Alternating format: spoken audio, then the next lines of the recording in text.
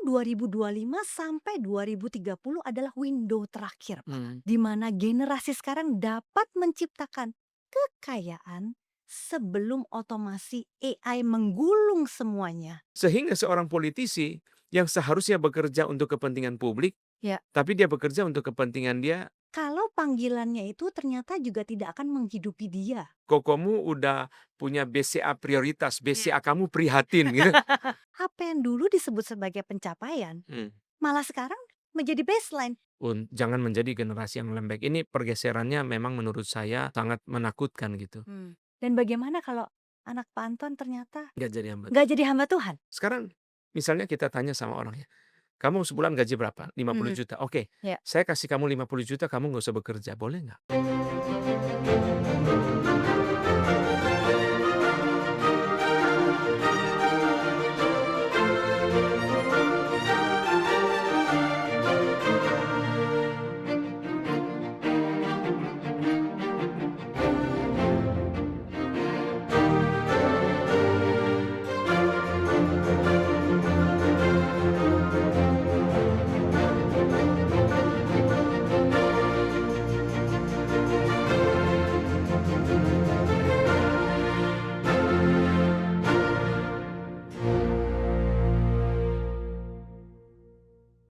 Selamat tahun baru. Selamat datang di Truth and Love Podcast yang diselenggarakan oleh GRII Kebonjeruk. Hadir bersama saya di sini narasumber kita, Pendeta Antonius Stephen Un, di episode Suara Hati Gembala. Arahan hamba Tuhan mengenai karir dan ambisi. Pak Anton, selamat tahun baru. Selamat tahun baru. Apa kabarnya? Baik, masih hidup. Puji Tuhan ya, Puji Pak. Tuhan. Pak Anton, Hmm. saat ini dunia sedang dalam satu periode yang paling cepat berubah dalam sejarah manusia. Teknologi, AI, Hmm. geopolitik, Hmm. ekonomi global, semua seakan-akan sedang menggeser cara orang membangun karir. Dan juga tanpa disadari, mungkin Pak, Hmm. menggeser apa yang mereka sembah. Hmm. Yang lebih menarik lagi Pak, fenomenanya sekarang ini, teknologi mulai perlahan-lahan menggantikan peran manusia. Bahkan ada pernyataan yang cukup viral Hmm. akhir-akhir ini dari CEO Nvidia, Jensen Huang. Tahun 2025 sampai 2030 adalah window terakhir, Pak, Hmm. di mana generasi sekarang dapat menciptakan kekayaan sebelum otomasi AI menggulung semuanya. Dan ini menjadi alarm yang sangat besar. Akhirnya banyak profesional di Asia maupun di Indonesia membaca ini sebagai kerja keras atau ketinggalan. Kejar semua sekarang. Hmm. Kita mulai Pak pada hari ini. Hmm. Bagaimana pandangan Pak Anton mengenai fenomena yang sedang terjadi saat ini? Terima kasih Bu Amel, memang ini satu fenomena yang tidak bisa dihindari secara sosial karena perkembangan teknologi informasi begitu cepat. Jadi saya melihat bahwa memang manusia ada sisi tidak siapnya ya terhadap perkembangan teknologi informasi. Kalau kita melihat bahwa perkembangan teknologi informasi dibandingkan dengan perkembangan teknologi sebelumnya itu jauh sekali. Kita melihat handphone yang kita pegang aja berubah begitu cepat. Saya pernah tanya sama penjual handphone, kenapa satu merek itu mengeluarkan seri yang baru begitu cepat? Bahkan penjual handphone mengatakan seri yang lama pun belum kita pencet semua menu, seri yang baru sudah keluar. Ya, Begitu cepat sekali. ya. Jadi memang perkembangan yang begitu cepat ini menyebabkan manusia seringkali menjadi tidak siap untuk menghadapi perubahan yang begitu cepat. Nah, hal yang lain memang kita melihat bahwa di dalam konteks ekonomi secara umum, itu pemerintah juga mendorong percepatan-percepatan seperti ini karena misalnya untuk menjadi satu negara dengan pendapatan tinggi itu memerlukan pertumbuhan ekonomi double digit selama di atas 10 tahun. Itu teori ekonomi mengatakan begitu. Nah, dan biasanya kalau kita membaca riset-riset ekonomi selalu akan mengatakan bahwa salah satu kuncinya adalah sumber daya manusia. Ya. Dia mesti memperlengkapi diri dan dia mesti mengejar, mesti bekerja keras, berjuang untuk mencapai hasil-hasil tertentu Ya. yang nanti berdampak pada pertumbuhan ekonomi. Nah, Ya. jadi kita melihat bahwa pertumbuhan atau perkembangan teknologi informasi begitu cepat, negara juga kalau dalam konteks Indonesia, negara juga menginginkan pertumbuhan ekonomi yang tinggi dan itu bertumbuh pada SDM gitu. Sehingga ini adalah hal-hal yang memang sulit dihindari di dalam konteks manusia secara umum. Ya. Tetapi kalau kita lihat dari sudut pandang Alkitab, saya mau menyoroti beberapa aspek. Pertama adalah memang Alkitab mengatakan bahwa manusia di dalam akhir zaman itu akan menjadi cinta diri dan menjadi cinta uang. Hmm. Menuju kepada akhir zaman manusia akan menjadi cinta diri dan akan menjadi cinta uang. Hmm. Nah, sehingga kemudian kalau opportunity itu akan hilang, dia akan kejar. Dan ini memang sesuatu yang sangat masuk akal karena kita melihat bahwa sebelum AI datang pun teknologi secara perlahan-lahan menggantikan pekerjaan manusia. Sekarang kita lihat di kota-kota besar, pintu tol, pintu parkir tidak dijaga oleh orang, Ya. tapi digantikan oleh mesin. Ya. Nah, berarti apa? Berarti dari teknologi yang sederhana ini saja manusia mulai kehilangan kesempatan, Betul. apalagi nanti AI yang sekarang ini misalnya kalau kami di dalam, dunia pelayanan itu, penerjemahan buku sudah mulai take over oleh AI, AI. di-take over oleh AI, sehingga berarti penerjemah akan berkurang Hmm. kesempatan untuk berkarir gitu. Nah, di dalam konteks ini yang memang kita lihat bahwa ini adalah satu fenomena yang tidak terhindarkan, ditambah dengan apa yang Alkitab katakan dalam 2 Timotius pasal ketiga, Hmm. bahwa menuju kepada akhir zaman manusia akan menjadi cinta diri dan cinta uang. Hmm. Ya jadi manusia akan terus mengejar kekayaan itu, akan terus mengejar apa yang bisa dia peroleh untuk diri dia. Hmm. Karena Alkitab sudah memberitahu kepada kita, Bu Amel bisa bacakan untuk kita di dalam 2 Timotius pasal ketiga ayat 1 dan 2 itu, jelas sekali apa yang dikatakan oleh Paulus. 2 Timotius ketiga ayat 1 dan 2. Ketahuilah bahwa pada hari-hari terakhir akan datang masa yang sukar. Manusia akan mencintai dirinya sendiri dan menjadi hamba uang. Mereka akan membual dan menyombongkan diri. Mereka akan menjadi pemfitnah. Mereka akan berontak terhadap orang tua dan tidak tahu berterima kasih, tidak memperdulikan agama. Karena manusia cinta diri dan cinta uang itu menjadi basis jadi tadi dibilang ya, tidak, memberontak kepada orang tua, tidak tahu berterima kasih. Jadi kalau ada kesempatan kenapa nggak dikejar? Ya. Dikejar untuk memperkaya secepat-cepatnya sebelum nanti diambil alih oleh AI. Nah, kita melihat ya dulu orang itu menjadi kaya melalui menumpuk komoditi. Ya. Zaman dulu cengkeh, lalu, sembako dan sebagainya. Tetapi makin bergeser ke sini, ini bukan caranya. Kenapa? Karena rantai distribusi diperpendek oleh teknologi informasi. Ini memang zaman yang sekarang ini adalah zaman yang sulit untuk distributor, Mhm. reseller. Mhm. Jadi numpuk itu nggak ada gunanya karena dia bisa nyari sendiri di komputer kok. Dia Ya. bisa beli sendiri. Jadi Ya. teknologi menggantikan peluang orang menjadi kaya. Berarti model orang menjadi kaya dulu melalui cara menumpuk komoditi, Mhm. sekarang itu nggak bisa karena digantikan oleh teknologi informasi. Sekarang mau beli apa? Kita cari aja.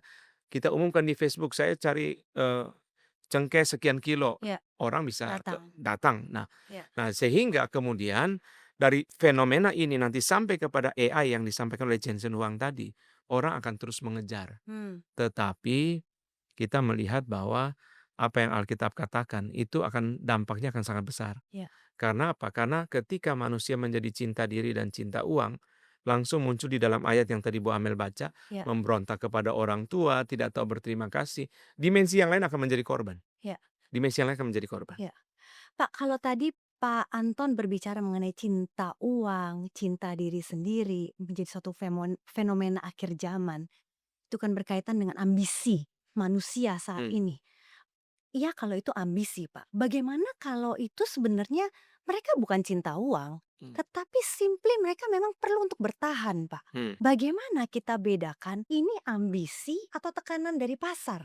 Jadi tekanan pasar itu artinya kita mau bertahan hidup ya. Betul. Mesti membayar tagihan. Betul, karena Ya, ada hidup. bills yang harus dibayar, Pak. Anak Iya. sekolah perlu dibayar Hmm, dan sebagainya. hmm, Beras perlu ada di rumah. hmm, hmm. Bagaimana, Pak, kita membedakan? Jadi kita melihat setelah manusia jatuh dalam dosa, itu Kejadian pasal ketiga bicara tentang bekerja untuk mencari rezeki, bekerja untuk memperoleh makanan. Jadi sebenarnya ini adalah hal yang muncul setelah manusia jatuh dalam dosa. Hmm. Sebelum manusia jatuh dalam dosa, bekerja untuk memelihara taman, bekerja Ya. untuk menguasai alam semesta, Hmm. bekerja untuk menjalankan mandat budaya yang mungkin nanti dalam Ya. pertanyaan yang lain saya jawab itu ya. Ya. Setelah manusia jatuh dalam dosa, kemudian bekerja untuk mencari rezeki. Jadi motivasi bekerjanya udah beda. Hmm. Bukan lagi bekerja untuk memuliakan Tuhan, itu Ya. berarti mengasumsikan apa? Kebebasan. Sedangkan bekerja di bawah tekanan itu mengasumsikan ketidakbebasan. Hmm. Nah, saya kalau, jelaskan ini dari sudut pandang seorang filsuf Yahudi ya, dia Hmm. bukan orang Kristen, tetapi dia seorang filsuf Yahudi yang liberal dan dia seorang yang tentu karena sebagai orang Yahudi sangat mengagumi Perjanjian Lama, Mhm. namanya Hannah Arendt. Mmm. Saya tertarik kepada pemikiran dia karena dia sangat menghargai Tuhan Yesus sekalipun Mmm. dia bukan orang Kristen. Mmm. Dia mengatakan bahwa Tuhan Yesus adalah tokoh yang menemukan kemampuan manusia untuk mengampuni. Itu salah satu penghargaan dia kepada Tuhan Yesus. Nah, dia mengatakan begini, manusia itu dibagi menjadi 2 bagian hidup. Ya. Satu sisi privat, satu sisi publik. Ya. Sisi publik itu adalah kita tampil ya, dia membacanya secara politik Ya. ya. Ketika di depan publik saya bisa menyatakan setuju, tidak setuju kepada kebijakan pemerintah atau isu-isu publik Mmm. misalnya. Tapi dia bilang hal-hal privat itu adalah yang di bawah tekanan. Mmm. Saya bekerja untuk makan, Ya. saya bekerja untuk membayar tagihan gitu. Ya. Nah, dia memberikan satu istilah dalam teori dia namanya the rise of the social. The rise of the social itu adalah ketika hal-hal yang privat ini dalam pandangan dia, Mmm. itu kemudian masuk ke dalam publik. Sehingga seorang politisi yang seharusnya bekerja untuk kepentingan publik, Ya. tapi dia bekerja untuk kepentingan dia dalam hal ini, bahasa masyarakat sederhana, dia bekerja supaya dapur dia bisa ngepul. Berarti kepentingan privat sudah menguasai kepentingan publik di dalam Mhm. politik ya, Ya. bicara dalam politik ya. Meskipun kita nggak sepenuhnya setuju kepada pandangan Arendt, karena tidak berarti bahwa semua yang privat itu hanya berada di bawah tekanan. Ya. Karena kita orang percaya pun bahkan di dalam hal privat pun kan kita ada kebebasan. Mhm. Kebebasan di dalam Tuhan. Saya bebas untuk melepas hak saya. Mmm. Misalnya sebagai suami, Ya. ketika saya berkorban kepada istri Ya. saya tidak berada di bawah tekanan istri saya. Nah, jadi di sini kita musti berhati-hati, kemudian bahwa ketika kita bekerja untuk memelihara hidup kita sebagai satu tanggung jawab itu, Mmm. bukan berada di bawah tekanan kebutuhan hidup, Mmm. bukan berada di bawah tekanan pasar, tekanan orang lain, tekanan kompetisi misalnya, Ya. tapi bahwa satu bagian daripada responsibility kita kepada Tuhan yang memberikan kepada kita hidup dan itu kita jalankan di dalam kebebasan. Kebebasan sebagai orang yang sudah ditebus oleh darah Kristus. Mmm. Bebas, saya bebas untuk melepas apa yang menjadi hak saya bahkan. Mmm. Jadi jangankan bilang saya dituntut untuk mengejar hak saya Ya. bebas melepas hak saya. Mmm. Misalnya apa? Misalnya saya membayar biaya taksi yang mahal untuk pergi ke airport, saya berhak atas kenyamanan. Ya. Tapi saya lepas hak saya. Mmm. Ketika saya duduk di dalam taksi, saya tidak istirahat, tapi saya memberitakan Injil kepada supir taksi. Saya Mhm. lepas hak saya. Mmm. Jadi itu kebebasan orang percaya. Sehingga kita hidup itu tidak lagi hanya berada dalam tekanan, tapi dalam kebebasan sebagai orang yang sudah ditebus oleh darah Kristus untuk sekarang menjalankan panggilan kita. Mmm. Sebagai orang percaya, sebagai ayah, sebagai Mmm. profesional, Ya. sebagai hamba Tuhan. Itu menjalankan panggilan Tuhan memberi kepada saya kesempatan, anugerah untuk saya berkarir atau melayani di tengah Mmm. masyarakat. Jadi itu sesuatu yang sangat indah. Kalau kita berada di bawah tekanan ya kita sudah mengasumsikan satu belenggu sendiri. Mmm. Dan itu sebenarnya adalah logika kutukan ya. Mmm. Manusia berada di bawah tekanan, di bawah kutukan, dia harus bekerja untuk memenuhi tuntutan di dalam diri dia. Kan Mmm. tidak. Memang kita perlu biaya, tetapi kita ada kebebasan yang Tuhan berikan kepada kita untuk melepas hak kita, Mmm. untuk waktu kita bekerja pun sekalipun ya, seorang pekerja bisa bagikan sebagian gajinya untuk mungkin karyawan Mmm. di kantor yang ada kesulitan. Ya. Meskipun dia sendiri ada keperluan. Ya. Karena dia tahu bahwa value itu bukan hanya memenuhi keperluan dia, Mhm. tapi value itu ketika dia berbagi, ketika dia memuliakan Tuhan, dia bersaksi, menginjili. Kan memenuhi keperluan hidup kita kan bukan satu-satunya value hidup kita Mmm. yang kita mesti kejar kan. Ya. Itu memang realita yang kita mesti penuhi. Tentu juga kita nggak boleh jatuh kepada ekstrem sebaliknya. Oh, orang lalu nggak usah memenuhi kebutuhan hidup dia. Kan jadi ndak betul kan. Betul. Dia jadi orang yang ndak bertanggung jawab kan ndak betul juga. Dia memang mesti bekerja gitu. Mhm. Tapi kan nilai hidup dia, aspek hidup dia kan bukan hanya itu. Betul. Nah, dia sebagai orang percaya, dia perlu bertanggung jawab juga di dalam keluarga. Ya, misalnya begini, contoh yang simpel. Apakah tanggung jawab seorang ayah kepada Tuhan di dalam hal anak Mmm. hanya tanggung jawab finansial? Kan tidak. Ya. Finansial itu nomor sekian. Ya. Tanggung jawab pertama spiritual. Betul. Nah, baru nanti tanggung jawab psikologis ya. Ya. Komunal, ya Ya. saya sebut sebagai tanggung jawab komunal. Baru tanggung jawab finansial. Dia ada tanggung jawab spiritual untuk membimbing anaknya baca Alkitab, berdoa, menginjili anaknya. Dia ada tanggung jawab komunal, pergi main dengan anak. Ya. Dia ada tanggung jawab finansial. Jadi tanggung jawab finansial itu hanya satu aspek. Hmm. Dan itu juga bukan aspek yang pertama Hmm. di dalam tanggung jawab dia sebagai seorang ayah. Jadi kalau dia mau menghidupi seluruh kehidupan ini, dia nggak boleh batasi hanya di dalam satu aspek.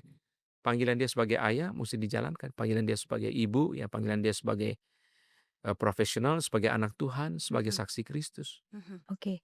Tadi ambisi, lalu kita bicara tekanan pasar, Pak Anton juga sempat bicara tentang panggilan, panggilan ya sebagai seorang manusia dan sebagainya.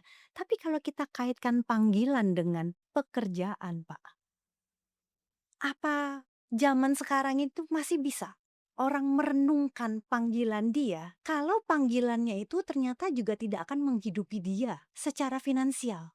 Hmm. Bagaimana dia bisa, karena dia juga harus bertahan, istri dan anak harus bertahan, semua harus bertahan. Ada banyak hal yang perlu dipikirkan dan masa depan yang perlu dibangun. Apa masih ada ruang untuk memikirkan panggilan itu, Pak? Ya sebenarnya begini, kan kita mesti lihat sebenarnya antara kontribusi dan kompensasi. Ya. Jadi begini, kalau dia kontribusinya kurang, Mhm. kan perusahaan secara logika membayar kompensasi juga kurang. Hmm. Oke, Ya. maka kalau dia kontribusi kurang, berarti apa yang harus dia lakukan kapasitasnya itu ditambah. Ya. Nah, sehingga sebenarnya kadang-kadang itu saya melihat misalnya begini, orang itu ini kalau kita bicara di dunia, perusahaan, Ya. orang mengharapkan gajinya itu naik misalnya. Hmm. Tapi kan, perusahaan juga mengharapkan kontribusi signifikan Betul. kan. Nah, Betul. kalau kita dari sisi orang percaya, saya selalu menuntut begini, kesaksian seorang percaya di dalam dunia profesional itu tidak boleh hanya soal aspek-aspek moral. Dia jujur, tidak Hmm. terlambat, tidak Mhm. selingkuh gitu. Ya. Tapi kontribusi seorang profesional di dunia pekerjaan itu pertama-tama harus kinerja. Bagaimana dia bisa bersaksi? Jadi kinerja itu pertama, sehingga kalau kita bicara bagaimana sumbangsi dia secara finansial kepada rumah tangga dia, itu akan merupakan satu konsekuensi ketika dia punya kontribusi yang sangat baik. Nah, kontribusi yang sangat baik itu bagi kita orang percaya jangan dilihat itu sebagai tujuan pertama-tama untuk menghasilkan uang, tapi untuk menghasilkan kesaksian. Jadi, saya memberi satu contoh yang saya suka pakai itu adalah Stephen Sample. Mhm. Stephen Sample itu adalah presiden daripada University of Southern California, USC. Hmm. Tetapi orang semua tahu bahwa jarang ada presiden university seperti Stephen Sample yang bisa menghasilkan begitu banyak donasi. Di dalam masa presidensi dia, itu 2, sekian miliar dolar itu sumbangan masuk ke USC. Sampai Steven Spielberg mengatakan kalau kamu jalan, Steven Spielberg sutradara terkenal itu ya. Ya. Kalau kamu jalan ke USC, setiap titik itu adalah kontribusi daripada Stephen Sample. Hmm. Dia seorang Kristen, seorang yang cinta Tuhan, sangat memelihara iman, setia kepada panggilan. Ya. Di dalam wisuda terakhir, kalau saya tidak salah, terakhir dia sebagai rektor, dia sakit kemudian dan dia berhenti sebagai rektor. Di depan 40.000 wisudawan, dosen, orang tua, termasuk banyak orang ateis di dalamnya, dia bisa menantang iman mereka. Hmm. Kenapa dia bisa berani berbicara tentang iman di depan begitu banyak orang ateis? Karena kontribusi dia adalah sesuatu yang tidak bisa dibantah. Hmm. Jadi kalau orang percaya mempunyai kontribusi di dalam perusahaan, di dalam masyarakat yang tidak bisa dibantah kinerja dia, mungkin dia menginjili bosnya, dia menginjili kliennya juga mereka nggak bisa bantah. Hmm. Kenapa? Karena kontribusi adalah sesuatu yang tidak terbantahkan. Jadi menghasilkan kesaksian itu adalah target pertama. Dampak daripada kontribusi yang signifikan itu, dampak finansial dia kepada rumah tangga dan sebagainya. Jadi selalu kita lihat sebagai orang percaya itu, kalau dia hanya berpikir soal kebutuhan, tekanan, dia tidak mengejar bagaimana dia menghasilkan kesaksian yang baik ya. Jadi akhirnya ya sempit. Pokoknya kalau kebutuhan saya cukup, saya bekerja segini saja sudah cukup. Malah kalau perlu nanti pada endingnya, kalau perlu nggak usah bekerja. Kalau kebutuhan saya bisa tercukupi. Sekarang misalnya kita tanya sama orang ya, kamu sebulan gaji berapa? 50 Mhm. juta. Oke, Ya. saya kasih kamu 50 juta, kamu nggak usah bekerja. Boleh nggak? Nggak boleh loh, sebagai orang Hmm. percaya. Nggak boleh, karena finansial itu bukan satu-satunya Hmm. aspek. Mhm. Sekalipun kebutuhan dia tercukupi nih, Ya. tapi dia kan perlu tampil Ya. untuk berkontribusi, untuk menghasilkan kesaksian. Kita kan Tuhan Yesus dipermuliakan ketika ada orang seperti Stephen Sample yang di dalam masa dia menghasilkan begitu banyak ilmuwan, mahasiswa berbakat masuk ke USC. USC menjadi begitu hebat. Ya banyak orang mengakui kehebatan daripada USC, majalah Time dan sebagainya. Ya. Itu hasil daripada seorang yang cinta Tuhan, yang tidak mengkompromikan iman, Hmm. yang setia kepada panggilan, orang begitu percaya kepada University of Southern California. Hmm. Dia berani menantang di depan begitu banyak orang ateis. Bagaimana imanmu? Hmm. Kenapa mereka nggak bisa bantah dia? Karena kontribusi. Hmm. Jadi kontribusi itu pertama-tama untuk mengejar kesaksian yang memuliakan Tuhan Ya. dan tentu memberkati orang lain. Dampak dari kontribusi itu baru finansial. Oke. Jadi kalau orang itu secara finansial kurang, dia juga mesti evaluasi kontribusi dia. Ya. Bagaimana langkahnya perbaiki kapasitas? Ya. Kalau kita bicara secara simpel, kita tanya orang karyawan yang lebih tua di perusahaan, "Om, kenapa kok karirnya begini-begini Ya. aja?" "Ya Om nggak les bahasa Inggris, nggak Ya. ambil MBA, Nggak tapi belajar memang komputer. nggak belajar komputer." Itu di guru-guru di daerah bilang itu penyakit namanya TBC, tidak bisa komputer. Itu problemnya. Jadi dia mesti meningkatkan kapasitas. Pak, Anton meningkatkan kapasitas ya. Hmm, Kita memang sebagai apalagi sebagai anak Tuhan ya, hmm, kita terus perlu, meningkatkan kapasitas kita.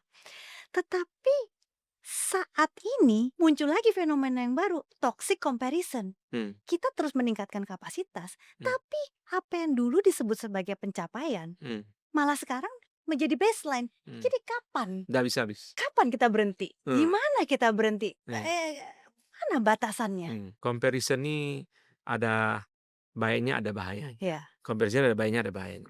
Kadang-kadang itu saya lebih suka sebutnya sebagai perbandingan terukur. Hmm. Perbandingan terukur itu ada perlunya. Misalnya begini, kita belajar, saya pakai contoh yang sangat simpel.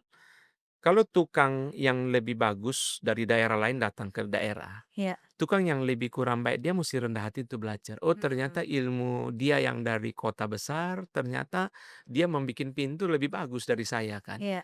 Nah, perbandingan terukur itu perlu. Hmm. Bahwa saya kurang loh. Hmm. Saya kurang di dalam hal ini yang saya mesti belajar dari orang lain. Hmm. Gitu. Jadi perbandingan itu bukan untuk menghasilkan kesombongan, bukan untuk menghasilkan keminderan, bukan untuk menghasilkan pressure yang lain gitu ya. Ya.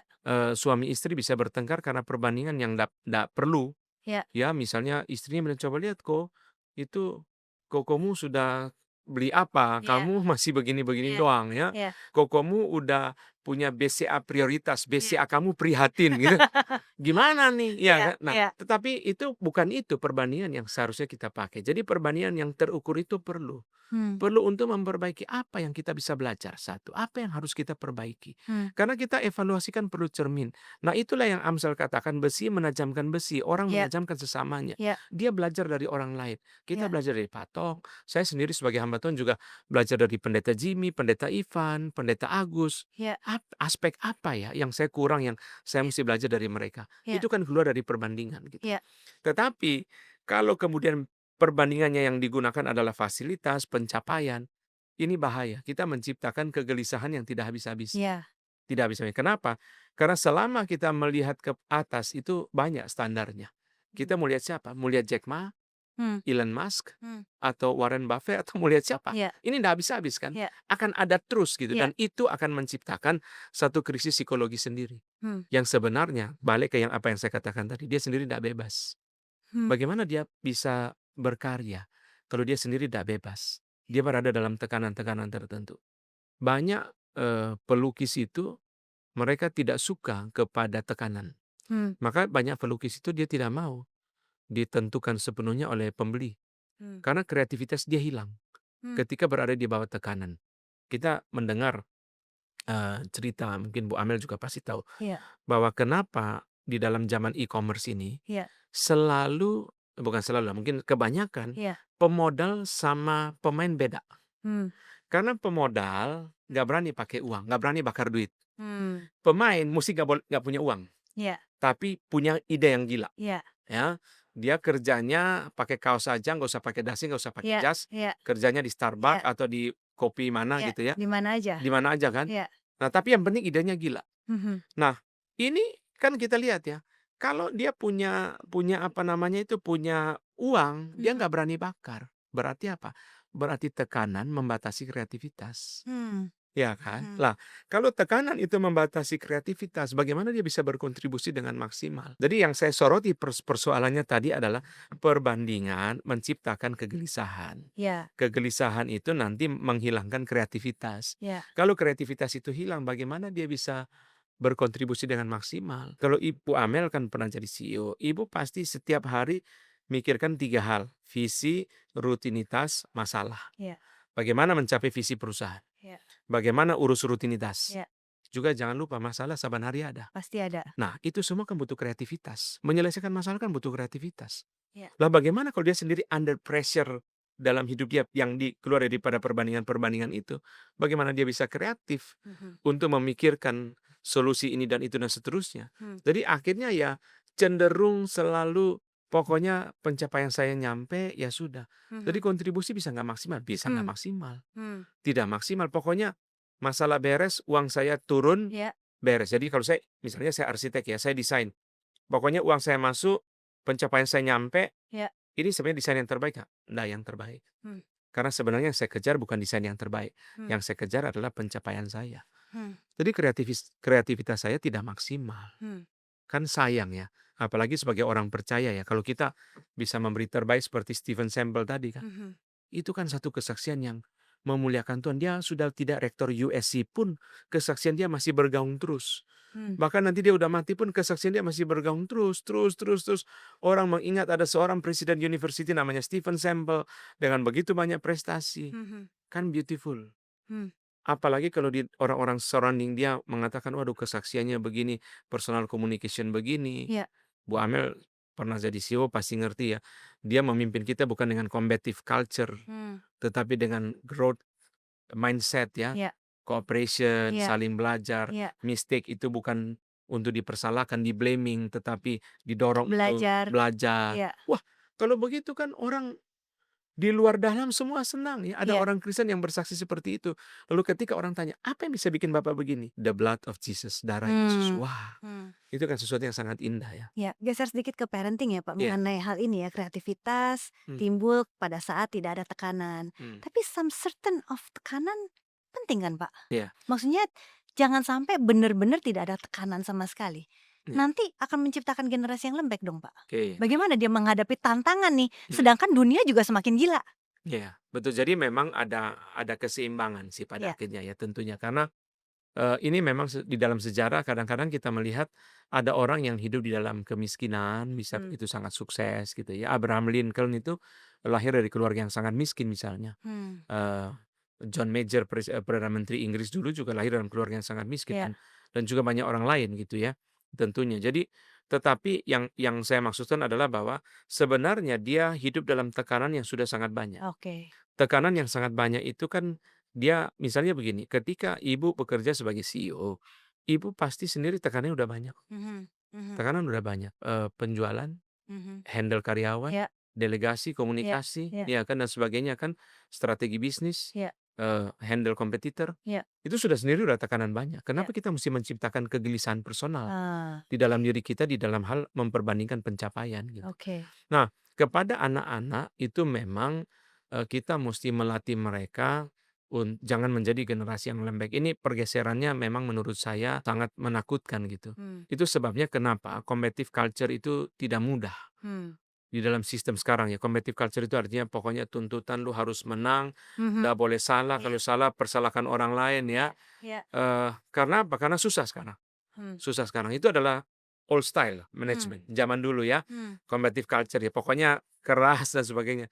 Sekarang ini era postmodern, era anak-anak hidup dalam mereka lahir sudah IT, Ya. sudah nyaman, Ya. lahir sudah kalkulator Ya. gitu. Jadi akhirnya apa? Akhirnya ya memang cenderung menjadi lembek gitu. Hmm. Cenderung menjadi lembek sehingga sekalipun perubahan zaman seperti itu, tekanan itu tidak bisa kita buang. Nah, saya selalu patokan begini. Kalau kita sebagai orang tua melepas anak itu ya, dari Hmm. tekanan sama sekali, Ya. saya selalu bilang sama anak saya, "Kalau papa mama disiplin kamu, Ya. sama Tuhan disiplin kamu, papa mama disiplin kamu tuh ada kasih sayang, ada batasan tertentu. Ya. Kamu harus terima. Ya. Karena Tuhan disiplin kamu lebih keras. Ya. Tidak pernah ada orang tua cemplungkan anaknya ke perut ikan, tapi Hmm. Tuhan lakukan itu untuk mendisiplin Ya. Yunus. Ya. Lebih keras. Jadi Ya. karena itu orang tua mesti melatih anak. Nah, ini yang saya senang dari James Dobson ya. Hmm. Dia mengatakan begini, salah satu kelemahan orang tua adalah tidak pernah mempersiapkan anak Hmm. untuk sadar bahwa dunia di luar itu kejam. Saya bilang sama anak saya, dia mau jadi musikus. Saya bilang, dunia musik kejam, kamu harus mengerti. Kamu tidak bisa menang dalam kompetisi, you Hmm. out. Hmm. Mereka tidak bisa mengerti kesulitan you. Kamu salah, papa mama mengerti Ya. mengampuni. Tapi dunia nggak begitu. Ya. Nah, sehingga kamu harus mengerti. Jadi dari rumah gitu kita melatih mereka untuk tekan, tetapi kita melatih mereka bagaimana membangun kreativitas di tengah-tengah tekanan itu. Ya, Supaya kreativitasnya jangan mati. ya. Jangan sampai mati karena tekanan-tekanan itu. Orang-orang yang dipersiapkan dengan baik untuk masuk ke masyarakat itu, kreativitas mereka tetap muncul ya di tengah-tengah tekanan yang luar Ya. biasa. Pak Anton, Hmm. punya ambisi nggak Pak? Dulu, Dulu, dulu, sekarang nggak? dulu ada ambisi, sekarang ada ambisi dan berubah. Oke, Berubah dari waktu ke waktu. bagaimana Pak? Dulu sebelum saya percaya Tuhan, saya Hmm. tuh kepengen menjadi pemain voli Pemain voli, sebenarnya. sport. Sport, pemain Oke, pemain oke, bola voli. oke. Jadi saya itu, waktu saya masuk kuliah di Jakarta, itu Ya, saya latihan 5 kali seminggu. oke. 5 kali seminggu saya latihan fisik dan habis-habisan pokoknya, Tapi at the end saya find out bahwa ternyata saya kurang tinggi. Oke. Jadi ya sudah ini berarti buntu dari sananya Ya. gitu ya. Lalu, saya percaya Tuhan, Tuhan panggil saya menjadi hamba Tuhan Mhm, gitu. Kemudian muncullah ambisi-ambisi ya, mhm. hamba Tuhan itu biasanya umumnya punya 3 ambisi Oke. secara umum. Ya, Ambisi yang pertama tuh ambisi spiritual, kepengen lebih mengasihi Tuhan, ya. kepengen dekat dengan Tuhan, kepengen lebih banyak baca Alkitab. Kedua ambisi intelektual, kepengen belajar ini, kepengen belajar itu, baca Mmm, buku ini, baca buku itu. Ketiga ambisi ministerial, oke. ambisi pelayanan, Ya, kepengen menginjili, kepengen mungkin dia menginjili ke Afrika dan ya, sebagainya gitu. ya. Saya juga dulu pikirannya begitu. Tapi kalau tanya sekarang, ambisinya apa sekarang ini Pak? Cuma satu. Saya cuma mau satu, setiap detik itu taat sama Roh Kudus. Mmm, Itu aja, sudah tidak ada ambisi lain. mmm, Saya sudah sampai di tahap mati semua ambisi, mmm, mati semua ambisi. mmm. Karena bagi saya terserah, hidup saya yang singkat ini adalah punya Roh Kudus Ya, yang tinggal dalam diri saya tidak mau mengecewakan Dia. mmm, Karena Dialah penolong saya yang paling setia. mmm, Jadi yang saya terus pikir setiap saat adalah bagaimana saya menyenangkan Dia, itu mmm, aja. Roh Kudus mau apa, saya taat. Roh Kudus sekarang suruh saya apa, ya saya taat. Sulit pun saya jalani, mmm. kalau itu memang Dia mau. Pak Anton, kalau kita lihat di dunia saat ini dengan kecepatan yang begitu cepat, semua sering berubah, manusia dituntut untuk bekerja lebih keras dan sebagainya. Yang terjadi adalah angka depresi di generasi 20 sampai 35 melonjak. Hmm, Banyak hmm, terjadi burnout. hmm. Hamba Tuhan pernah burnout nggak, Pak? Nah, menarik ya. Hamba Tuhan bisa burnout, Hmm. sangat bisa burnout kalau dia kehilangan waktu bersama Tuhan, terutama firman. Hmm. Karena kadang-kadang ya kita hamba Tuhan itu bisa membaca Alkitab untuk khotbah, bukan membaca Alkitab untuk makanan bagi jiwa kita. Oh. Jadi itu juga ada bahayanya. Waktu bersama Tuhan, waktu untuk doa berlutut, Hmm. waktu untuk dia boleh membaca Alkitab secara bebas. Ya. Membaca Alkitab dalam tugas untuk berkhotbah sama membaca Alkitab untuk kerohanian dia beda. Karena dia membaca sudah terus berpikir untuk orang lain. Ya. Itu kan sebenarnya tidak sehat. Waktu kita membaca Alkitab untuk berkhotbah kan kita berpikir untuk orang lain kan. Betul. Saya mau khotbah hari Minggu nih, apa yang Tuhan mau bicara untuk jemaat. Jemaat. Tapi kalau saya baca Alkitab untuk diri saya, ya itu adalah saya membaca untuk makanan bagi jiwa saya. Itu yang memelihara saya. Hmm. Billy Graham mengatakan begini, kalau saya tidak punya systematic devotion of life, saya tidak boleh keluar untuk berkhotbah. Systematic devotion itu harus ada. Membaca Alkitab berurutan, doa dengan tema-tema tertentu, itu mesti ada. Ya. Kalau systematic devotionnya tidak ada, yang betul-betul hidup, yang betul-betul dia jalani, Ya. bagaimana dia bisa berkhotbah? Hmm. Jadi hamba Tuhan juga bisa burnout. Saya juga sendiri juga bisa pernah mengalami burnout itu ya. Mhm. Karena jadwal yang begitu padat dan Ya. seterusnya gitu ya. Hari ke hari Ya. gitu. Kehilangan, waktu untuk bersama Tuhan dan jangan lupa saya sendiri masih ada istri dan masih ada anak. Betul. Ya. Yang saya juga mesti prepare waktu untuk mereka. Mereka adalah jemaat yang juga harus dilayani. Itu kan tidak boleh diabaikan gitu. Ya. Nah itu mesti ngatur waktu. Apa yang menyebabkan akhirnya bisa burnout pada hamba Tuhan atau pada orang Kristen secara umum? Waktu bersama Tuhan, firman dan doa itu tidak ada. Itu akan mengalami kelelahan, kebosanan, Hmm. bisa mengalami disorientasi, Ya. atau hidup mau ngapain, itu bisa terjadi. Ya. Ya. Karena Pak Anton kan sekarang bukan hanya menggembalakan gereja, tapi juga ketua sinode. Iya, Belum lagi ada pelayanan yang lain. iya, Seperti mempunyai itu 3 full time job. iya, iya, betul, Bagaimana Pak atur betul, itu semua? Karena betul. bukan artinya 50% untuk sinode, Iya, 50% untuk gereja. betul. Tapi 100% untuk gereja, 100% untuk sinode, Ada STT lagi. ada STT lagi, Iya, 100% lagi untuk keluarga. betul. Itu sudah 400% sendiri, Pak. Betul betul. Bagaimana, Pak? Ya memang semua anugerah Tuhan ya, betul-betul ya, hari demi hari itu hanya belas kasihan Tuhan. Saya suka tulis di Instagram, hidup hanya dari belas kasihan Tuhan hari Iya. demi hari gitu ya. Tapi saya bersaksi untuk kemuliaan Tuhan, Hmm. betul-betul itu yang menghidupi saya adalah firman. Hmm. Saya minta firman. Ya. Minta firman setiap hari untuk diri saya. Beri firman, beri firman. Dan saya bersyukur kepada Tuhan bahwa teknologi ini ya, HP kita ini sangat membantu. Hmm. Saya taruh HP di pinggir tempat tidur, bangun pagi sekali, saya buka ayat. Hmm. Saya pikir, Tuhan pikir apa pagi ini? Saya kepengen memulai hari dengan hati Tuhan. Apa yang Tuhan pikir pagi ini? Saya buka ayat, 1-2 ayat, saya hafal kata-katanya. Ya.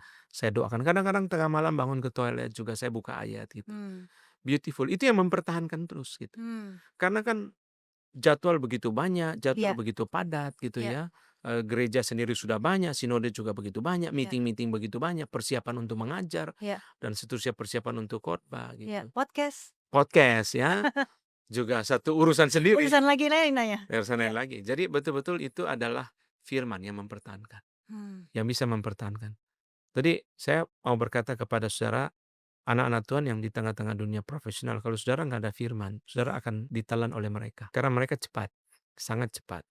Dan dia arus. Dunia itu arus. Hmm. Dunia itu bukan stagnan, berhenti mati, dia arus.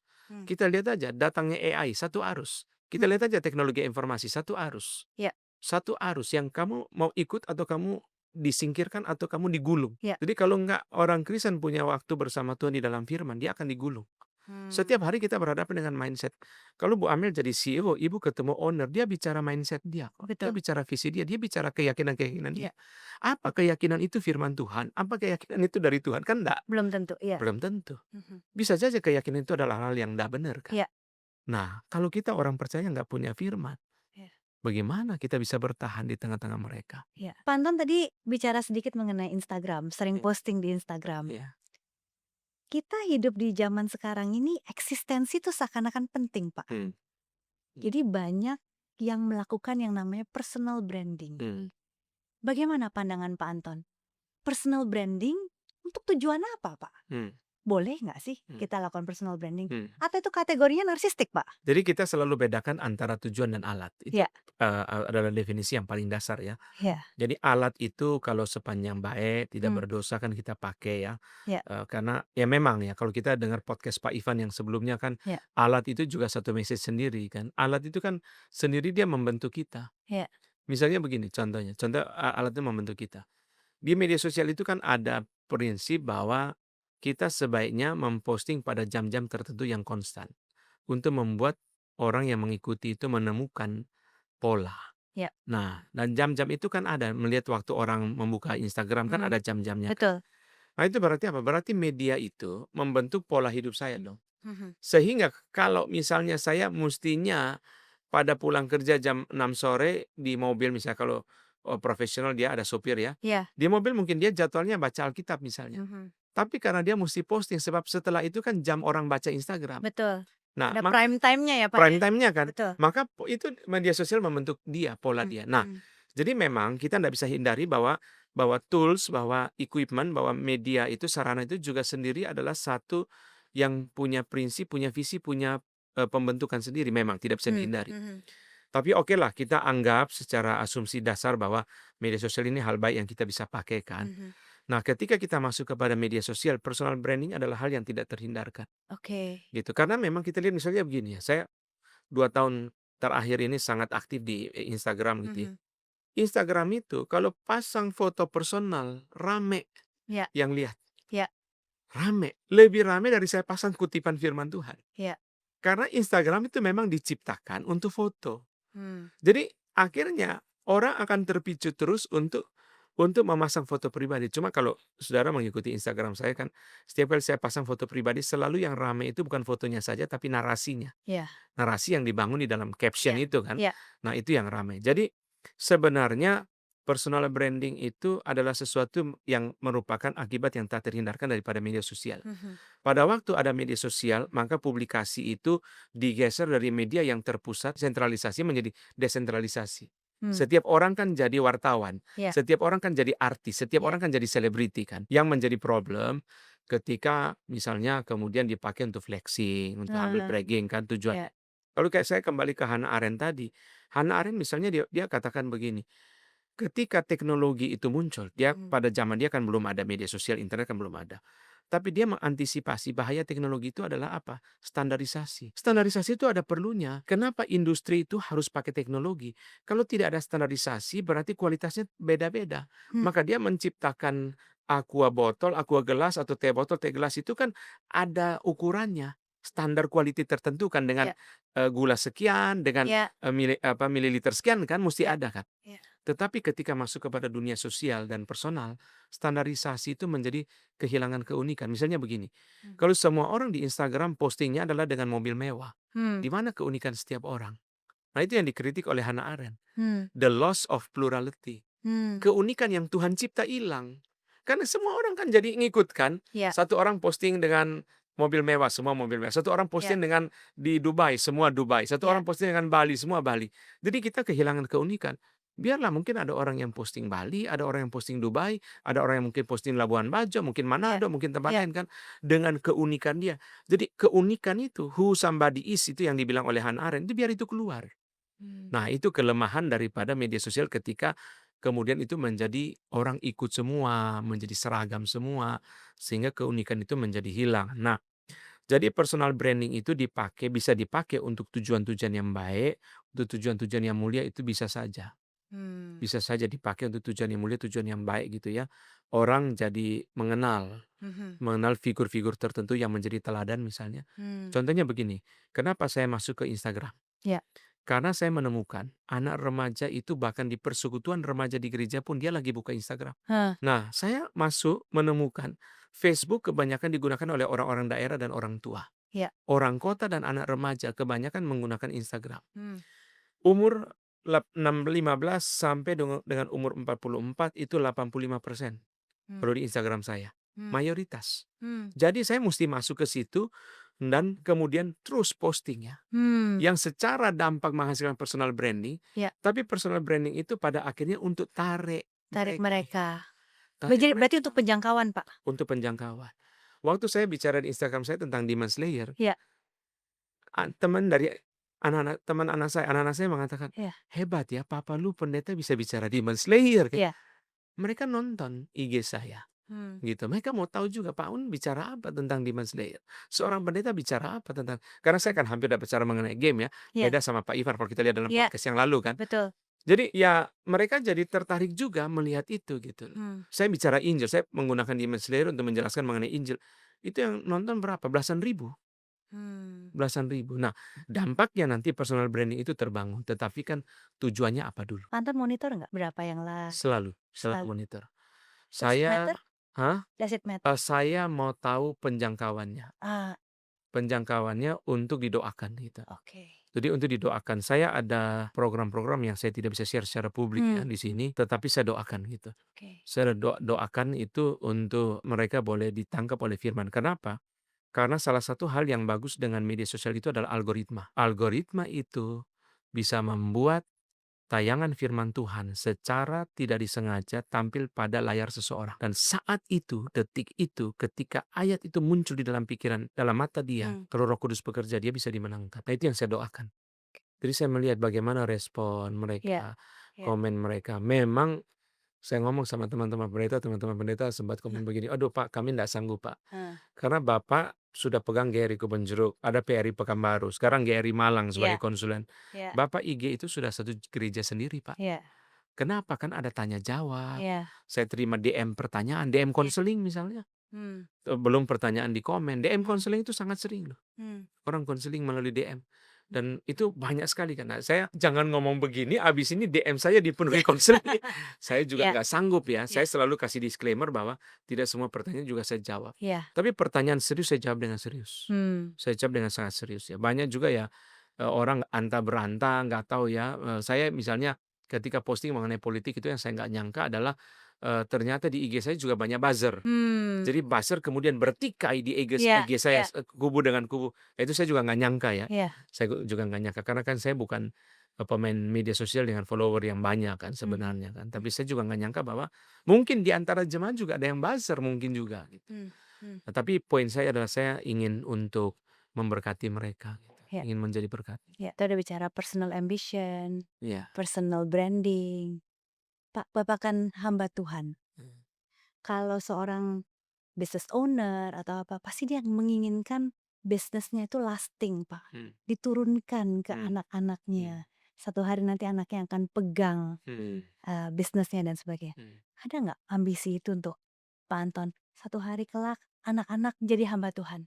Dan bagaimana kalau anak Pak Anton ternyata Nggak jadi hamba. nggak jadi hamba Tuhan? Saya pertama, melatih anak-anak saya harus punya ambisi. Hmm, Kenapa? Karena orang yang tidak punya ambisi itu bahaya, tidak punya direksi hidup. Jadi orang tuh mesti punya ambisi. Bu Amel bisa bacakan untuk kita 2 Korintus 5 ayat 9 dan 10. Sebab itu juga kami berusaha, baik kami diam di dalam tubuh ini maupun kami diam di luarnya, supaya kami berkenan kepadanya.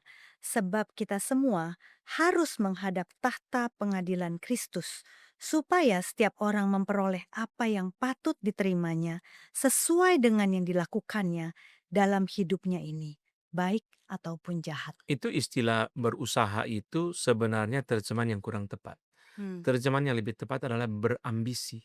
Hmm. Karena sebenarnya Paulus memakai 2 kata bahasa Yunani yang sebenarnya kalau diterjemahkan itu adalah ambisi. Jadi 2 kata Ya. bahasa Yunani itu sebenarnya jelek aslinya, Hmm. yaitu gila hormat. Kalau terjemahan bahasa Indonesianya, itu sebenarnya arti aslinya itu adalah gila hormat. Oke. Jadi istilah jelek sebenarnya, tetapi sama Paulus diubah pengertiannya, dipakai menjadi baik. Saya berambisi untuk menyenangkan Tuhan. Hmm. Jadi Paulus ada ambisi.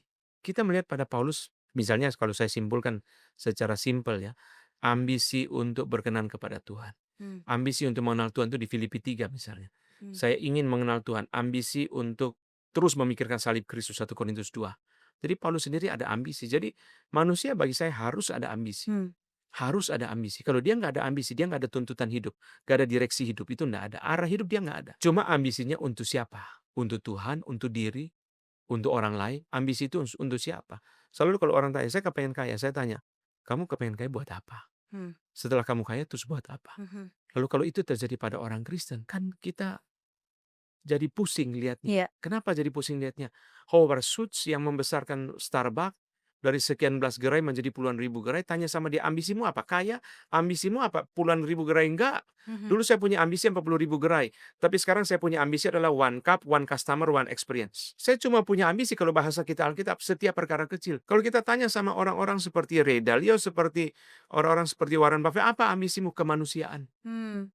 Lah, kalau Ray Dalio atau siapa misalnya, ekosistem. Jadi kalau kita orang Kristen siang malam hari pikir uang, Iya, bagaimana saya bisa menginjili iya, mereka? iya, Mereka aja nggak pikir uang loh. Mereka pikir bagaimana memberkati orang, bagaimana memberkati customer. Kalau iya, Howard Schultz kan, one cup, one experience. iya. Every customer punya experience di Starbucks yang wonderful. Lalu kita lihat Warren Buffett, Ray Dalio, bagaimana ekosistem, bagaimana kemanusiaan. Mhm.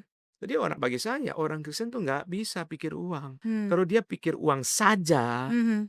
dia nggak bisa bersaksi. Dia diketawain sama orang dunia yang mereka sendiri juga nggak semata-mata pikir uang. Kita tanya kepada Warren Buffett, "Apakah setiap saham kamu beli juga nggak? Apakah setiap saham kamu jual?" Dia jual saham, Iya, misalnya Apple dia jual, iya. tapi dia nggak setiap kali selalu jual untuk dapat keuntungan. Dia nggak selalu beli. Enggak, reputasi itu segala-galanya kata dia. Hmm. Ini kan pikiran orang Kristen, Iya, kesaksian kan iya. segala-galanya. Tapi kalimat ini keluar dari orang yang kita enggak tahu agamanya apa, namanya Warren Buffett. Bagi dia reputasi itu segala-galanya. Kita Hmm. tanya sama dia, "Boleh nggak segala hal kita invest? Jangan invest kepada apa yang kamu tidak paham, itu enggak bertanggung jawab." Ini kan bahasa orang Kristen. Bertanggung jawab artinya lakukan sesuatu yang kamu mengerti, Iya. yang kamu bisa pertanggungjawabkan. Jadi Mhm. di situ kita melihat bahwa setiap orang mesti punya ambisi dan saya mendorong anak-anak saya untuk punya ambisi. Hmm. Ambisi itu untuk Tuhan, Hmm. untuk orang lain, untuk memberkati orang lain gitu. Hmm. Kalau dia nggak punya ambisi, kebanyakan menjadi pribadi pasif. Hmm. Dan saya selalu wanti-wanti ya, saya sama Bu Amel sama, Mmm, kita punya anak laki sulung iya yang punya anak nomor 2 laki. iya, Ini adalah PR besar buat kita. mmm, Kebanyakan anak laki sulung itu kehilangan ambisi dan saya lihat itu adalah surrounding myself. Orang-orang di sekitar saya banyak yang anak laki sulung itu no ambition. hmm, Sehingga akhirnya mereka punya hidup secara finansial, secara ekonomi itu sangat terbatas. hmm, Kenapa? Karena dia ketika setelah sekian waktu dia menikmati fasilitas dari papa mamanya, iya datang adiknya, iya anak kedua selalu super ambisi. Ini bicara laki ya, anak iya laki ya. iya Sangat berambisi dan ambisi anak kedua, ambisi yang pertama adalah menggulingkan kokonya, menggulingkan abangnya. iya, Sehingga kokonya selalu pasif. mhm, Apalagi papa mama serve ambisi anak kedua. mmm, Jadi akhirnya dia pasif, ya udah dede aja deh. Sekarang siapa pimpin doa? Dede aja deh. mmm, Siapa yang bisa beropini? Dede aja deh. mmm, Akhirnya dia menjadi sangat pasif. Saya selalu dalam banyak kesempatan pertemuan keluarga, ketika saya diminta doa, saya bilang, "Enggak, saya minta anak saya yang paling besar yang doa. mmm, Beri dia tampil, iya. beri dia kesempatan untuk punya ambisi." Berarti ambisi juga perlu didukung dengan platform yang tepat ya, Pak, ya? Ya, Kita perlu kasih platform itu untuk anak-anak kita sebagai orang tua juga? hmm, Oke, harus dukung mereka. Tapi kita jangan lupa lengkapi yang lain. Misalnya saya bilang sama anak saya, ambisi saja kurang, kreativitas, mmm, inovasi gitu. Karena sekali lagi kamu masuk ke dunia, dunia cuma lihat satu, kontribusi. iya, Kontribusimu apa? Sekarang perusahaan penjualannya sekian persen, kamu bisa naikin nggak? Kontribusimu apa? mmm, Masalahnya begini, kamu bisa beresin nggak? mmm, Sekarang orang zaman dulu, kita lamar kerja, zaman dulu saya lamar kerja, ijazah SD, ijazah iya SMP. iya, Sekarang nggak perlu ijazah, perlu kamu bisa beresin nggak? Itu aja. Kamu cuma tamat TK, tapi kamu bisa bikin penjualan naik 5 kali lipat, diterima jadi direktur marketing. mmm, Nggak apa-apa, cuma tamat TK nggak apa-apa. Buat apa tamat S3, penjualan menurun di tangan dia? mmm, Kan kontribusi berarti kan? Result, itu dunia kan sangat melihat itu. Jadi, iya, mau tidak mau, Pak Tong, Pendeta Stephen Tong selalu mengatakan begini, selalu ingat, tidak semua orang serohani you. Saya sendiri kan nggak merasa rohani ya. mmm, Kan kita nggak bisa mengatakan, orang dunia itu kan pikir hanya result. Lu harus pikir juga proses. iya Iya, tapi kan pikiran dia kan dia bukan orang Kristen. iya. Menarik sekali, Pak, hari ini. Banyak sekali pembahasan dari ambisi, panggilan, inovasi, kontribusi kepada dunia. Mungkin untuk menutup malam ini, Pak, kalau ada satu arahan, Pak, dari hamba Tuhan, menanggapi pernyataan 2025 sampai 2030 sebagai window terakhir. Kira-kira apa, Pak? Satu arahan untuk anak-anak Tuhan. Bagaimana mereka memandang karir dan ambisi mungkin untuk 5 tahun ke depan di di hustle culture ini yang sedang terjadi. Silakan, Pak. Saya selalu melihat begini, memang kesempatan itu tidak selalu ada. Itu kita mesti pahami. Ya, Karena Ibrani 12 mengatakan bahwa Esau mencari kesempatan untuk memperbaiki kesalahannya dan dia mencari itu dengan mencucurkan air mata. Tuhan tidak beri kesempatan kepada dia. Kesempatan itu harus kita pahami sebagai anugerah Tuhan. Tidak setiap orang diberi kesempatan. Kesempatan tidak selalu ada, itu betul. Justru bagi saya, kalau orang berkata kesempatan selalu ada, itu kalimat setan. Yang membuat orang jatuh dalam dosa kan kalimat itu. Gak apa-apa, kamu jatuh dalam dosa nanti bisa memperbaiki diri. Tetapi kesempatan takluk kepada satu hal yang namanya kehendak Allah. hmm, Kehendak Allah yang menentukan kesempatan itu diambil atau tidak. hmm, Kenapa Tuhan Yesus tidak disalibkan umur 7? hmm, Kehendak Allah. hmm, Bukankah umur 15 juga sehat? ya, Umur 27? ya, Tentu memang kita tahu bahwa aturan Taurat itu seorang melayani setelah umur 30 ya. hmm, Tapi kan dia bisa disalibkan umur 31. ya, Kenapa harus umur 33? Kehendak Allah yang menentukan seseorang itu mengambil kesempatan itu atau tidak mengambil kesempatan itu. hmm, Kalau kesempatan itu menentukan dia mengambil, hmm, berarti Tuhannya adalah kesempatan, atau Tuhannya adalah diri dia, hmm, atau ambisi dia, atau hmm, keinginan dia, bukan Allah Tritunggal pencipta langit dan bumi yang menentukan hidup dia. hmm, Jadi kesempatan itu juga bisa tidak diambil ya. hmm, Saya kehilangan satu kesempatan yang sangat ditunggu oleh banyak pendeta, hmm, terutama para dosen teologi di Indonesia hmm, ini. Yaitu disertasi diterbitkan oleh salah satu penerbit paling akademik di dunia, yaitu Brill. oke, Saya punya disertasi diproses dan diterima oleh University of Vienna Press. hmm, Dan kemudian University of Vienna Press itu dibeli oleh Brill. Brill itu adalah hmm, penerbit di Belanda yang sangat akademik. Di Indonesia, pendeta yang disertasi yang diterbitkan oleh Brill itu hitungan di bawah 5. oke, Saya tidak tahu berapa, sangat jarang sekali. ya, Saya dapat opportunity itu, tapi ketika opportunity datang, saya sudah dalam kondisi yang sangat sibuk pelayanan. Hmm. Akhirnya saya lepas. Mereka 3 kali kasih deadline, saya ndak bisa penuhi. Hmm. Saya ndak bisa, saya bilang, "Nanti next time." Akhirnya Mhm. hilang kesempatan itu, Meskipun nggak akan datang kembali? nggak akan datang kembali. Tapi saya tahu bahwa kenapa saya lepas, karena saya tidak mau korbankan pelayanan. Hmm. Pelayanan yang sudah begitu compact, Iya. sudah begitu tight schedule-nya, itu saya memerlukan riset paling sedikit 3 sampai 5 bulan Hmm. untuk merubah disertasi saya menjadi monograf yang diterbitkan. Hmm. Nggak mungkin. Iya. Dalam kondisi itu sudah nggak mungkin. Iya. Saya di sinode, di gereja, dan seterusnya di STT sudah nggak STT masih bisa ya, tapi gereja dan sinode nggak mungkin. Jadi kesempatan itu hilang, ya mesti lepas. Jadi apa yang menentukan kesempatan itu diambil atau tidak? Kehendak Allah, Hmm. kehendak Allah. Kalau kehendak Allah itu tidak kita gumulkan dengan sungguh-sungguh, kita mengejar kesempatan justru bukan memperoleh kekayaan, bisa mencelakakan diri kita sendiri. Hmm. Kenapa? Kita lihat waktu Absalom itu mengkhianati Daud ya, Iya. akhirnya matinya tragis. Ambisi dia mengejar kesempatan untuk menggulingkan papanya sendiri. Hmm. Setiap orang yang bermasalah di Yerusalem itu dia datangi, dia berusaha untuk selesaikan masalah mereka. Tapi Hmm. hasilnya apa? Iya. Hasilnya begitu saja. Seperti contoh yang selalu saya berikan, seorang pengusaha catering, kalau dia cuma kemampuan 200-300 porsi, Iya. dia dikasih kesempatan 10.000 porsi, dia nggak boleh ambil. Di dalam kehendak Tuhan dan kejujuran dia sendiri, dia sadar bahwa dia belum mampu. Iya. Nanti dia ambil, akhirnya ada kotak, ada nasi nggak Iya. ada sayur nggak ada ayah, Iya. terakhir ada kotak yang cuma sendok sama Iya. garpu. Iya. Dia punya nama habis. Hmm. Hmm. Dan mungkin dia harus berhenti selama-lamanya sebagai pengusaha catering. Iya. Kenapa kesempatan itu dia nggak boleh ambil? Karena itu bukan berkat Tuhan buat dia. Hmm. Jadi setiap orang, meskipun kesempatan sangat terbatas, kita mesti menguji, Tuhan mau apa enggak? Hmm. Karena kalau Tuhan mau, endingnya baik. Hmm. Endingnya pasti baik. Karena rancangan Tuhan, rancangan damai sejahtera, bukan kecelakaan. Iya. Yang kita mau, bisa saja kecelakaan. Iya. Terima kasih Pak Anton Sama-sama. untuk waktunya Sama-sama. dan untuk arahannya, untuk Sama-sama. suara hatinya pada hari ini. Terima kasih untuk kehadirannya di Truth and Love Podcast yang diselenggarakan oleh GRII Kebonjeruk. Sampai berjumpa di podcast yang akan datang. Tuhan memberkati.